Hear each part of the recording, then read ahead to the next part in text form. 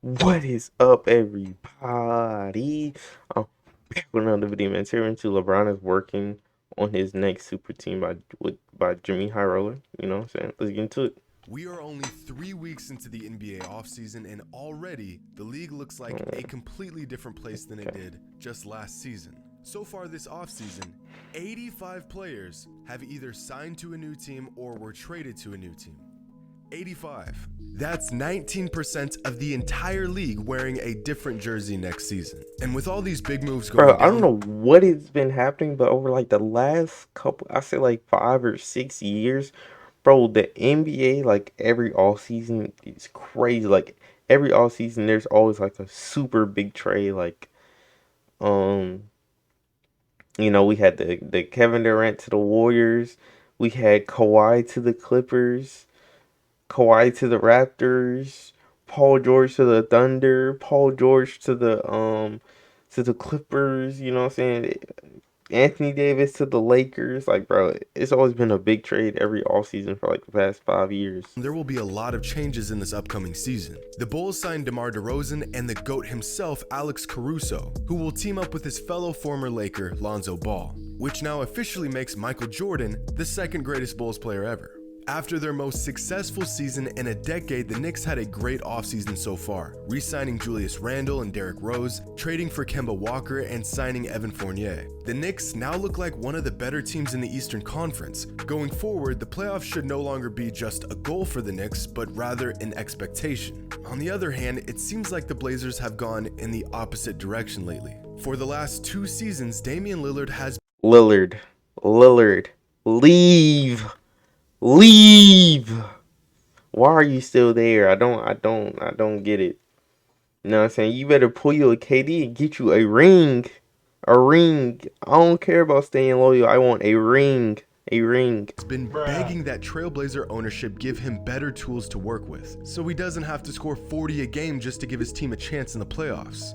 And their response was to sign Cody Zeller, Ben McLemore, Tony Snell, while simultaneously losing Enes Kanter, Zach Collins, and Carmelo Anthony. Oh my God. There's bad off seasons, and then there's this. At this point, it's almost like the Blazers want Dame to leave, because in today's league, any player can leave at any time. In the last 2 weeks alone, the combined contracts of every player that has been signed or traded to a new team are worth...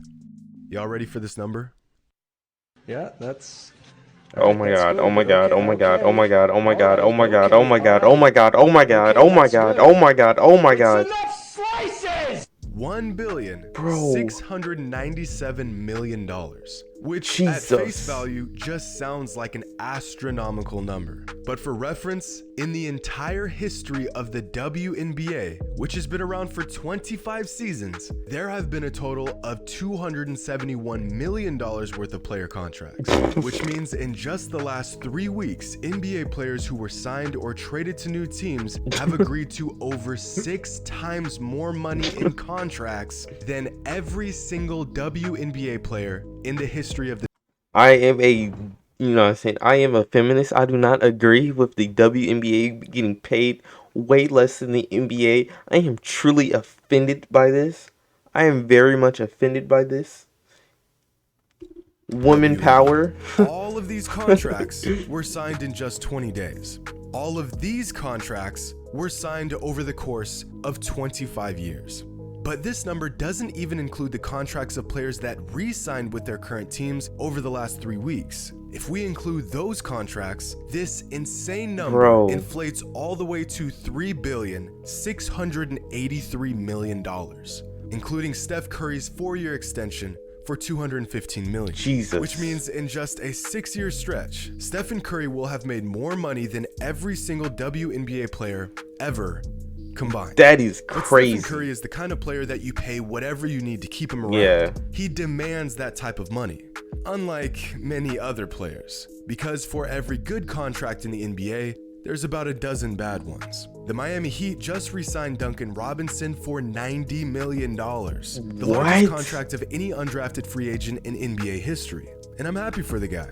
But that also means that next season, Robinson will be making more money than players like Jordan Clarkson, Christian Wood, and Jonas Valanciunas. On that same note, Duncan Robinson's teammate Jimmy Butler just signed a max extension worth $184 million. Now, don't get me wrong, Jesus. Butler is a great player, but Yeah. this contract is extremely hefty for a guy who just averaged 14 points per game in the playoffs while getting swept out of the first round. This contract means that when Yeah, Jimmy that's Butler crazy. is 36 years old, he'll be making nearly $52 million in the final season of this 4-year deal. This also Bro, means that 52 million from 1 year of basketball. Bro, that is crazy, bro.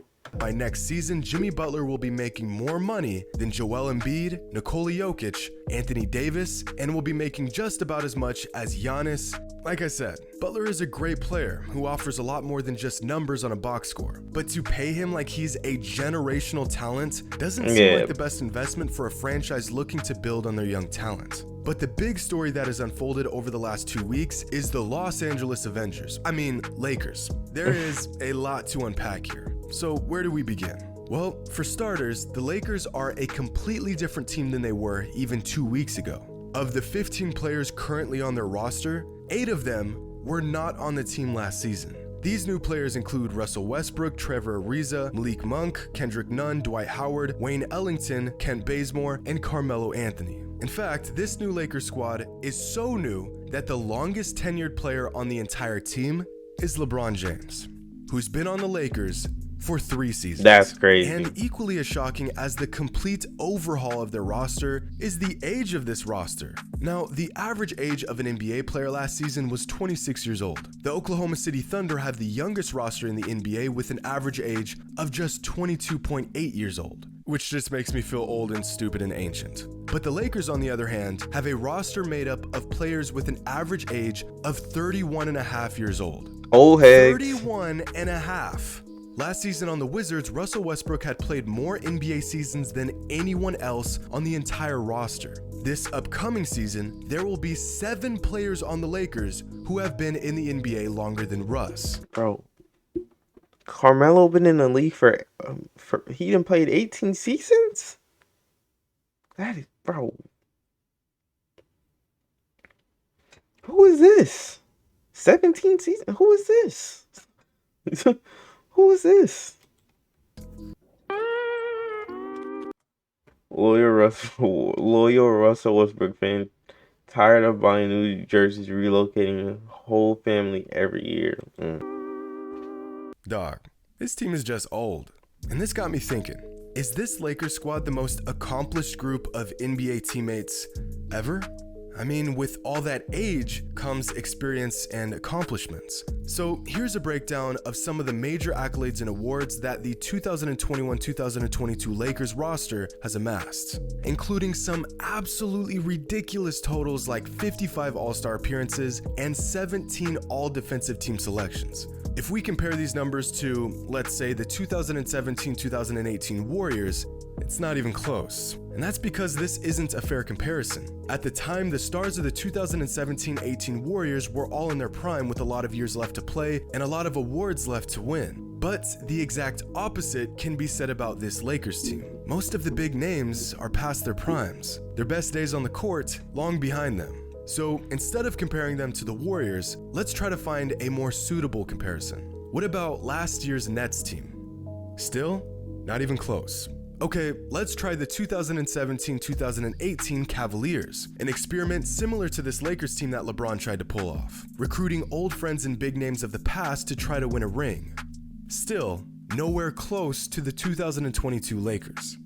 Alright, I've got a team that I think is pretty comparable. The 2003-2004 Lakers, when the organization brought in Karl Malone on his last leg and a serviceable Gary Payton to try to make up for the deteriorating relationship between Kobe and Shaq.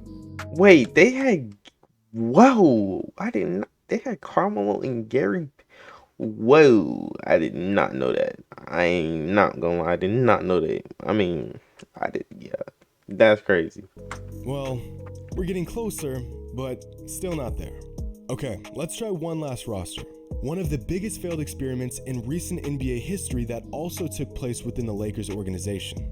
The 2012-2013 Lakers, when Kobe Bryant and Pau Gasol joined forces with veteran Steve Nash and a prime Dwight Howard. If y'all can recall, when this team was assembled, it broke headlines. On paper, one of the most stacked teams of the last few decades, and a roster that most closely resembles the star power and accomplishments of this 2022 Lakers team. This team had the second best preseason odds to win a championship that season. Fast forward 8 months, a bunch of injuries, and one clean sweep by the Spurs in the first round of the playoffs, and this roster was never to be seen or heard from again. And we all quickly learned that how a roster looks on paper compared to reality can often be two very different things. Yeah. I think we can all agree that this Lakers team is more talented than the 2012 team. Anthony Davis is in his prime. LeBron is still looking like a top 5 player in the league. Westbrook just led the Okay, buddy. I'm keeping a buck. LeBron is not a top 5 player in the league no more, bro. Top 10, 15, 20, maybe. Not top 5, though. Can easily name top 5 players in the league right now. Curry, Giannis, Luka, Lillard, Kevin Durant. Like, yeah, LeBron is not top 5 in the league right now, bro. NBA in assists on his way to averaging a triple-double for the 4th time in his career. Carmelo Anthony has found new life as a great spark off the bench, still one of the best shot makers in the game. And Dwight Howard is, well, he's Dwight Howard. Aside from age, the biggest knock on this team being their lack of shooters. But if you take a closer look at this roster, they have more shooting power than you may believe, with 4 players shooting better than 40% from downtown. But, these guys. Yeah. We won't talk about them.